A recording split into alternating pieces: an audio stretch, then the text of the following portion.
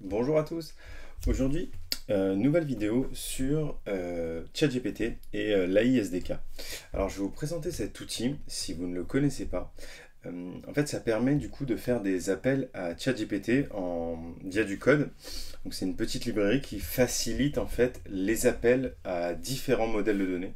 Donc, avec lui, on peut appeler ChatGPT, Mistral ou Gemini, peu importe, grâce à des hooks en React et à des routes API.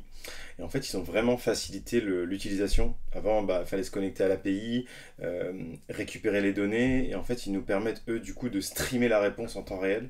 Donc, ça permet quand ChatGPT est en train de répondre, comme dans leur interface, on a à peu près la même chose en local, et ça nous permet de faire des choses super cool.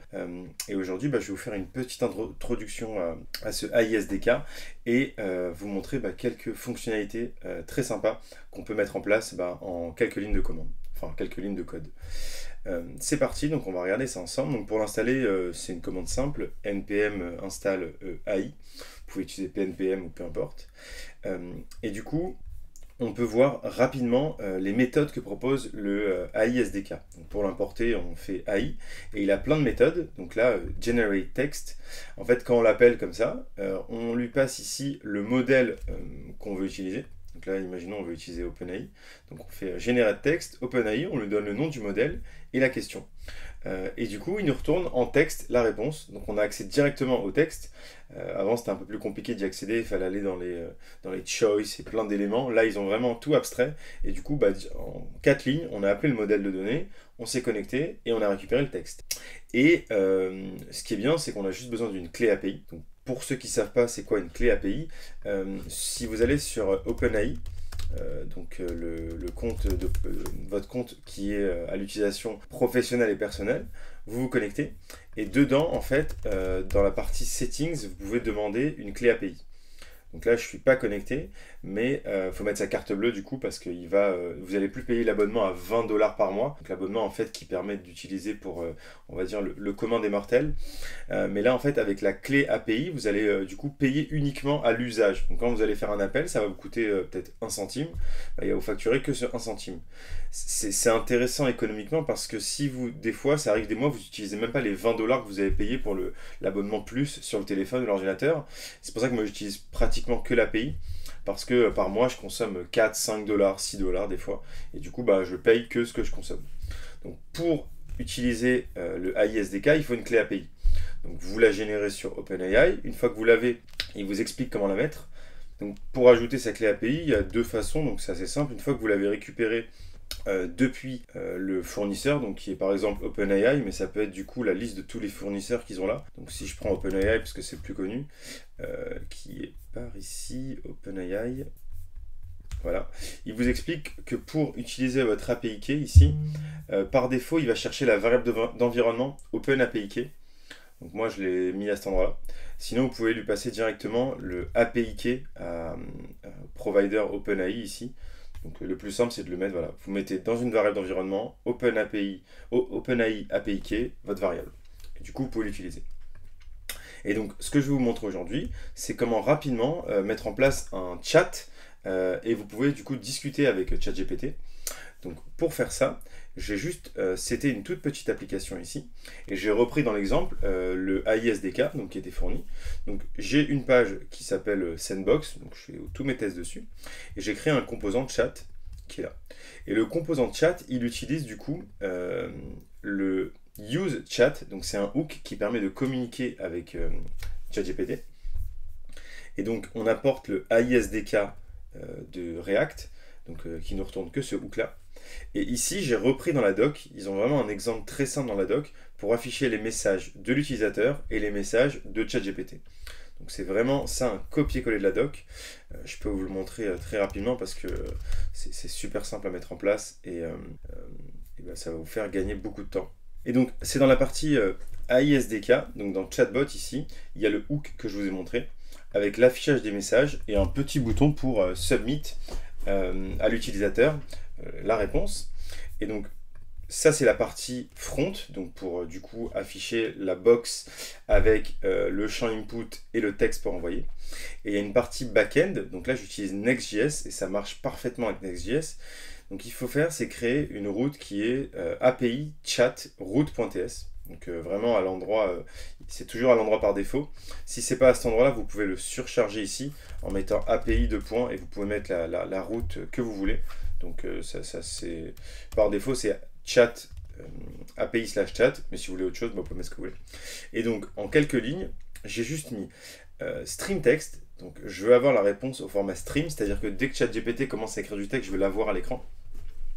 Je veux ici utiliser le modèle OpenAI de GPT-4o et je lui ai mis un prompt d'avance. En fait, ChatGPT, du coup, on peut d'abord lui donner des instructions et ensuite, quand on va parler, on ne verra pas les instructions à l'écran, mais ça permet que tout le monde, avoir un chat un peu personnalisé. Donc là, je lui ai mis un truc basique. Tu es un chat intelligent qui répond à toutes les questions. Et je vais rajouter quelque chose pour voir si, pour le rendre vraiment unique. Essaye de répondre le plus souvent en blaguant. Donc on va lui mettre ça pour voir un peu ce qui nous retourne. Et donc là, normalement, avec juste ma route, mon chat, et là ma page Sandbox où j'importe mon composant de chat, je devrais avoir du coup un chat qui s'affiche et qui répond à mes questions. Donc c'est parti, on va regarder. Donc là je suis sur la page de mon application, donc j'ai fait une petite application toute simple. Il y a mon chat ici, donc j'ai mis chat avec l'agent IA. Donc je vais vous montrer rapidement c'était où ce placeholder ici.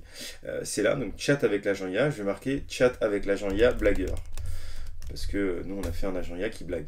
Et donc là ça s'est mis à jour, donc c'est parfait. Et je vais voir si ça fonctionne, je vais dire hello, ça va. Et là du coup il répond en temps réel, salut, oui ça va merci, et toi comment ça miaule?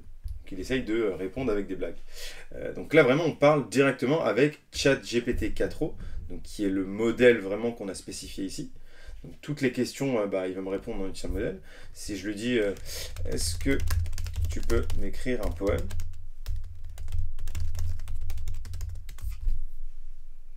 Donc ça va super vite, hein, c'est vraiment le OpenAI ChatGPT qu'on connaît.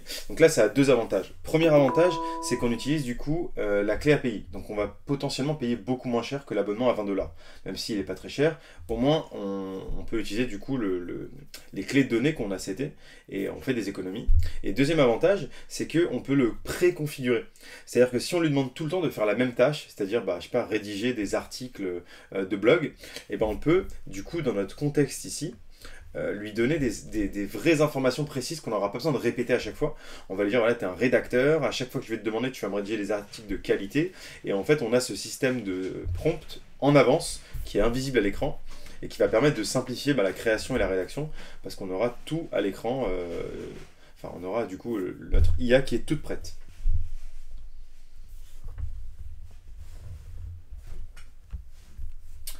Et donc pour terminer, je vais vous montrer une petite fonctionnalité qui est super cool grâce à la SDK. En fait, on va pouvoir créer des outils. Donc ChatGPT, s'il n'a pas la réponse, on va pouvoir lui donner des outils pour qu'il puisse répondre. Par exemple, si je lui demande ici quelle est la météo à Paris, parce que je suis en région parisienne. Donc là, il me dit, je suis désolé, mais je ne peux pas vérifier la météo en temps réel, mais à Paris, il y a toujours une chance de croiser un nuage. Donc là, en fait, ChatGPT, il ne sait pas du coup appeler la météo. Pour consulter la météo, il peut le faire sur la partie recherche web, donc avec l'éditeur, mais nous on veut lui donner du coup les outils pour trouver la météo. Ce qu'on va faire, en fait, il y a du coup des petits paramètres qu'on peut passer ici au stream text. Donc là, il nous répondait juste du texte, mais en fait, il y a un truc super cool, donc grâce à l'AI SDK, c'est qu'on peut enrichir ChatGPT, lui donner un peu de pouvoir magique. Donc pour faire ça, je vais lui donner des petits pouvoirs ici, et ça se passe avec les outils. Donc là, je vais lui donner des outils. Donc, le premier outil que je vais lui donner, c'est Get Weather. Donc, en gros, ça veut dire, si jamais on te demande quelque chose par rapport à la météo, lui, il va voir qu'il ne peut pas répondre, et il va appeler l'outil. Il va du coup comprendre que, ah, mais attends, j'ai un outil dans ma mémoire, dans ma boîte à outils, alors je vais peut-être essayer de l'appeler parce qu'il a l'air de correspondre à la demande utilisateur. Donc, comment ça marche? On va lui fournir un tool. Donc là, je vais reprendre un des exemples que j'avais. Donc tool, c'est pareil, c'est une fonction de AI. AI, c'est deux librairies, donc il y a AI et AI SDK, il faut les importer ensemble. Ça permet du coup d'avoir la combinaison. Donc comment ça marche? On va lui dire cet outil-là, c'est un outil pour récupérer la météo dans une ville. Alors on va le mettre en français, récupère la météo d'une ville. Et on va lui dire que en général, tout le temps, tu auras en paramètre, quand on va te demander les types de questions, ça va être est-ce qu'il fait beau A, quelle est la météo A. Et du coup, on lui dit que le paramètre que tu vas tout le temps recevoir, c'est une city. Et on peut du coup lui décrire ce paramètre pour lui ajouter un peu de contexte. On lui dit voilà, ce paramètre quand on va te l'envoyer, qui va être city, c'est la ville pour laquelle on veut la météo. Et donc en sortie, on va lui donner une méthode pour du coup faire quelque chose. Donc là, l'idéal, c'est de faire un appel à l'API. Donc d'appeler une API de météo qui va nous retourner la météo et le retourner à l'utilisateur. Mais nous, pour le cas simple, on va du coup faire un truc un peu plus basique, mais c'est pour vous montrer la puissance de l'outil. On va faire un petit tableau de ville ici. Donc on va faire un tableau de ville, comme ça. Hop. Et donc on va mettre à l'intérieur les différentes villes. Et donc voilà, j'ai rajouté un petit exemple tout ballot. En fait, je lui ai donné un tableau de ville, donc je dis à Paris, Bordeaux, Lyon, Marseille, avec différentes températures. Et en gros, si dans la demande utilisateur, il trouve le nom de la ville, il va lui dire la météo A, le nom de la ville, et il va lui donner la température que j'ai en paramètre ici. Donc nous, on veut du coup récupérer les données depuis l'API, mais c'est pour vous montrer du coup qu'on peut être très flexible et faire ce qu'on veut avec les demandes utilisateurs. Et s'il ne trouve pas la ville dans mon tableau de map, eh ben, on va lui dire, je pense qu'il doit faire super chaud A et le nom de la ville. Et on va rajouter un petit console log ici pour voir dans quel cas il appelle l'outil. Donc c'est parti, je vais juste modifier ça et je vais marquer appel de l'outil météo. Et on va tester du coup et vérifier du coup la console pour être sûr que tout va bien. Donc je vais redémarrer mon chat, je recharge. Ici, je vais lui demander hello, est-ce que tu vas bien? Donc là, il a appelé mon chat, il dit super, je vais bien, merci de demander, et toi, comment ça va? Prêt à gratter quelques questions? Pareil, il répond toujours en blaguant, même si c'est pas super drôle. Et donc là, on peut voir dans les logs qu'il n'a pas appelé l'outil. Donc on voit que aucun appel à l'outil n'a été fait, puisqu'on n'a pas de log lié à l'outil. Par contre, il nous a bien répondu avec une réponse basique. Maintenant, je vais essayer de lui demander la météo à Paris. Donc j'attends à ce qu'il me dise qu'il fait 22 degrés. Quelle est la météo à Paris? Donc là, je regarde. Il fait un appel à la météo, donc là, on voit qu'il appelle l'outil. Donc on regarde dans nos logs ici. Appel de l'outil météo. Donc là, c'est parfait. On a vu qu'il est rentré en fait dans notre méthode de getMétéo, mais il nous a rien retourné d'autre. On voit juste qu'il a appelé un outil, c'est tout. Et en fait, pourquoi? Il y a un petit paramètre à fournir à la méthode de hook de React qui est le max step. En fait, on va donner la possibilité à l'IA de se rappeler une deuxième fois. En fait, il va déduire qu'il a un outil à appeler, donc il nous retourne la première réponse de l'outil, qu'on va du coup cacher à l'utilisateur, et ensuite il va se rappeler avec la réponse de l'outil. Donc si on passe pas ce paramètre, il ne nous retournera qu'un seul résultat qui est l'outil, et nous on veut en fait qu'il soit un peu plus intelligent et qu'il se rappelle. C'est ça qui est super cool avec AI SDK, c'est que normalement on doit le faire à la main ça, et eux ils l'ont fait en interne, donc on a juste à passer un paramètre, et ça fonctionne. Donc là je vais lui redemander quelle est la météo à Paris. Je vais peut-être redémarrer parce que voilà. Donc là, il me dit la météo à Paris est de 22 degrés, parfait pour une promenade ou pour faire la sieste sur un toit comme tout bon chat parisien. Et en fait, on voit bien que c'est la réponse ici, 22 degrés. En fait, ici, ça va pas être la réponse exacte qui va être envoyée, mais ça va être des instructions pour ChatGPT. Il va fouiller dans ses outils, il va voir qu'il a une réponse, et après il va rédiger quelque chose avec cette réponse. Et donc maintenant je vais lui demander une ville qu'il ne connaît pas, donc je vais donner Paris, Bordeaux, Lyon, Marseille, Lille, je vais demander la météo à Rennes. Quelle est la météo à Rennes? Et donc là, il ne va pas me donner de température, je m'attends à ce qu'il ne sache pas, mais qui du coup il essaye de broder comme il peut. Donc là on voit qu'il appelle l'outil de météo. Je le revois ici, appel de l'outil météo.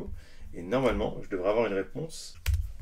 J'ai oublié de recharger ma page parce qu'il n'avait pas, le max step à 3. Mais du coup, en lui redemandant, il me dit la météo à Rennes. Eh bien, il paraît qu'il fait super chaud, parfait pour faire fondre une glace ou un chat paresseux. Et donc voilà pour cette petite introduction à ISDK avec les différents outils. N'hésitez pas si vous voulez d'autres vidéos, parce qu'il y a vraiment une tonne de fonctionnalités très très cool qu'on peut mettre en place. Je ferai une joie de vous montrer d'autres utilisations qu'on peut faire grâce à ça. N'oubliez pas de vous abonner, de mettre un commentaire, ça m'aide pour la chaîne et pour continuer. Merci à tous, au revoir.